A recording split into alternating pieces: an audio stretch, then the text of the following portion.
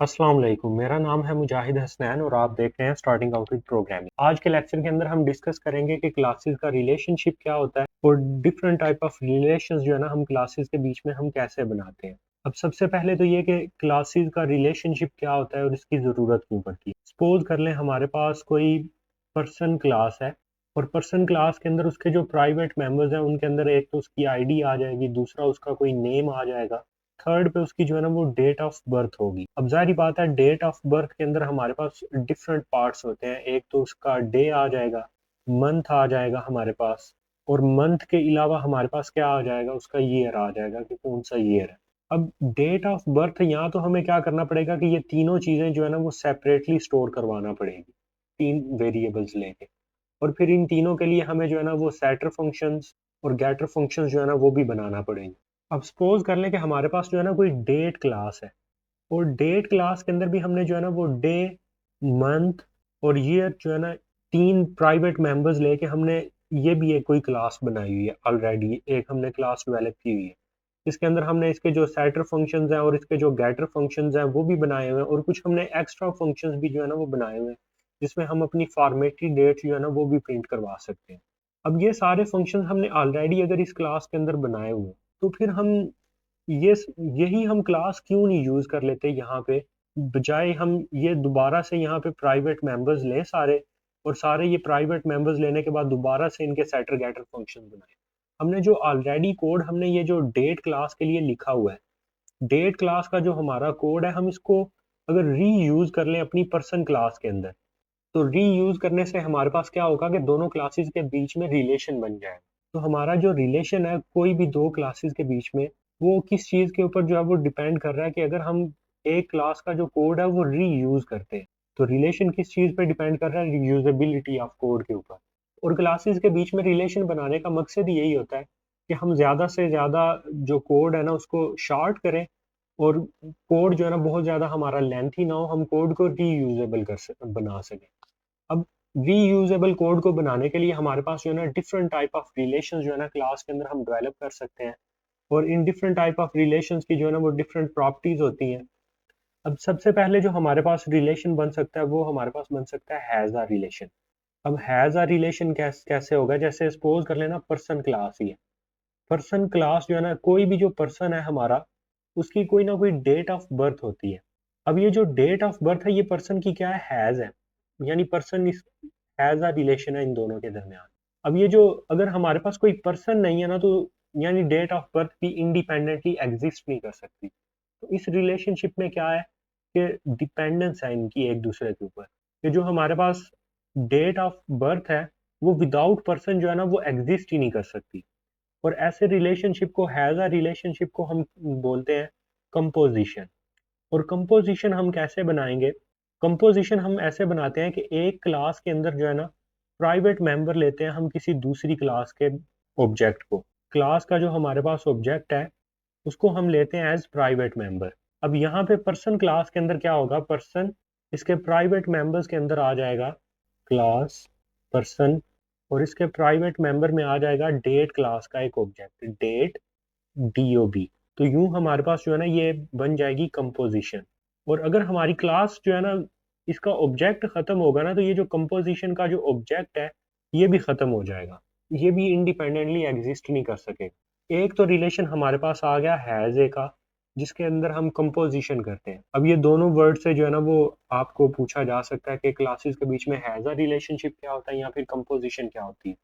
वैसे has a relationship से ज़्यादा ये जो कंपोजिशन है, ये नाम जो है ना ये ज़्यादा मशहूर है, तो इस नाम से क्वेश्चन आने के ज़्यादा चांसेस।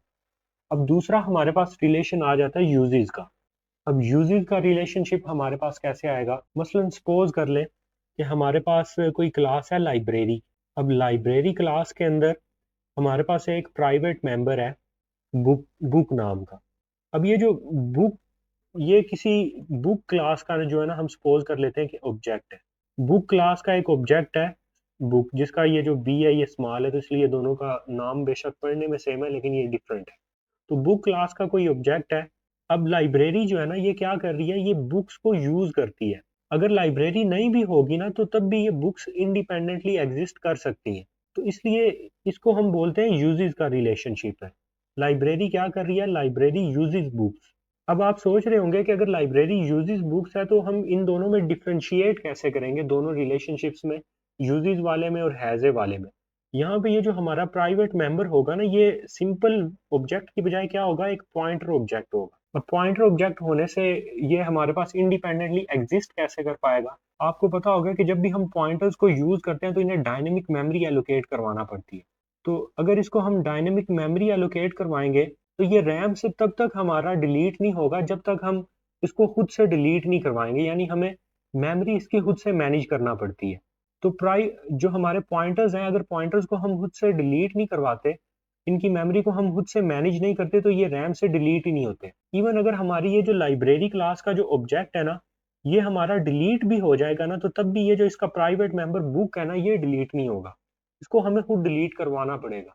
तो यहाँ पे क्या है कि लाइब्रेरी यूज कर रही है बुक्स को। तो ये आपको यूजेस रिलेशन जो है ना, ये भी अच्छे से समझ आ गया होगा। और जैसे हैज़ अ रिलेशनशिप का नाम क्या था, कंपोजिशन, तो वैसे यूजेस रिलेशनशिप का क्या नाम होगा, इस रिलेशनशिप का नाम होगा एग्रीगेशन।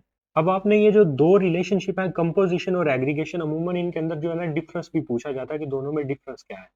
कंपोजिशन के अंदर क्या होता है कि जो कंपोजिशन वाला ऑब्जेक्ट है वो जैसे ही क्लास का ऑब्जेक्ट खत्म होगा तो वो भी खत्म हो जाएगा, क्योंकि वो एक सिंपल सिंपल ऑब्जेक्ट है, जैसे ये डेट डीओबी है।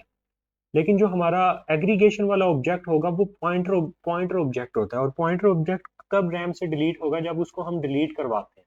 अब थर्ड रिलेशनशिप जो हमारा क्लासेस के दरमियान में बन सकता है, वो हमारा बन सकता है इनहेरिटेंस का। इनहेरिटेंस, या फिर इसको हम इज अ रिलेशनशिप जो है ना भी बोलते हैं। एक रिलेशन है हमारे पास हैज अ रिलेशनशिप, दूसरा रिलेशन है हमारे पास यूजेस रिलेशनशिप, तीसरा रिलेशनशिप है हमारे पास इज अ रिलेशनशिप, जिसको हम इनहेरिटेंस भी बोलते हैं। अब इनहेरिटेंस में क्या होता है, मसलन सपोज कर ले अगर हमारे पास एक एनिमल क्लास है, और एनिमल क्लास के अंदर कुछ फंक्शंस हैं, लाइक मसलन ईट का फंक्शन है, सारे एनिमल जो है वो खाना खाते हैं। या फिर मेक साउंड का फंक्शन है, सारे एनिमल जो है ना वो कोई ना कोई साउंड प्रोड्यूस करते हैं। अब कोई भी अगर एनिमल की कोई सब कैटेगरी अगर होगी, फॉर एग्जांपल सपोज कर लें अगर हमारे पास कोई है डॉग, तो डॉग जो है जाहिर बात है वो भी खाना खाता है, ईट का उसका फंक्शन आ जाएगा। वो भी कोई मेक साउंड करता है। अगर हम इन्हीं इसी क्लास का ये जो बेसिक इसके जो फंक्शंस हैं उनको हम रीयूज करना चाह रहे हैं किसी दूसरी क्लास के अंदर, जो कि उसी के डिजाइन के ऊपर ही बनी हुई है, या उसी की ही आगे एक्सटेंशन है, या उसी का ये एक आगे चाइल्ड है, तो हम क्या करेंगे कि इनके बीच में इनहेरिटेंस करवाएंगे। और इनहेरिटेंस हम कैसे करवाएंगे, क्लास के नेम के आगे हम कॉलन लगा के आगे हम लिख देंगे पब्लिक एनिमल। अब ये जो इनहेरिटेंस है, इसको हम इनहेरिटेंस के इंट्रोडक्शन वाली वीडियो में डिटेल से जो है ना डिस्कस करेंगे। लेकिन फिलहाल के लिए जो है ना सिर्फ इतना मैं बता दूं कि अगर एनिमल क्लास के जितने भी पब्लिक मेंबर्स होंगे ना, पब्लिक मेंबर्स को मैं दोबारा से रीयूज करना चाह रहा हूँ किसी दूसरी क्लास में, तो मैं उस क्लास को क्या करूंगा, एनिमल क्लास से इनहेरिट करवा दूंगा। तो इसके जितने भी पब्लिक मेंबर्स होंगे वो सारे के सारे डॉग क्लास के अंदर जो है ना वो पब्लिक मेंबर्स आ जाएंगे, इसमें भी वो यूज हम कर सकें। तो ये तीन तरह के हमारे पास रिलेशंस हैं। अब नेक्स्ट वीडियोस में हम क्या करेंगे कि कंपोजिशन, उसके ऊपर एक डेडिकेटेड वीडियो होगी कि हम कंपोजिशन कैसे करते हैं। और पीछे एक हमारा टॉपिक रहता है फ्रेंड क्लासेस का, तो फ्रेंड क्लासेस को हम कैसे यूज करेंगे वो भी हम देखेंगे। उसके अलावा फिर एक वीडियो हम बनाएंगे डेडिकेटेड एग्रीगेशन के ऊपर। एग्रीगेशन के लिए एक डेडिकेटेड वीडियो होगी जिसमें उसका एक कंप्लीट एनालिसिस, उसका साइंटेक्स, सारी चीजें हम करेंगे, कोड भी उसका करेंगे। फिर उसके बाद हम मूव ऑन करेंगे इनहेरिटेंस के ऊपर। अब इनहेरिटेंस की आगे अपनी डिफरेंट टाइप्स हैं, उसके अंदर हम मल्टीपल जो है ना वो क्लासेस को इनहेरिट करवा सकते हैं, उसकी वो काफी लंबा टॉपिक है, तो उसके ऊपर जो है ना वो काफी सारी वीडियोस बनेंगी। तो दो वीडियोस हमारी बनेगी, एक तो कंपोजिशन पे और दूसरी हमारी बनेगी एग्रीगेशन के ऊपर। तो नेक्स्ट वीडियो में हम जो है ना वो कंपोजिशन करेंगे। आप चैनल को सब्सक्राइब कर लें और बेल आइकन को भी हिट कर लें ताकि आपको नेक्स्ट लेक्चर की अपडेट मिल जाए। शुक्रिया।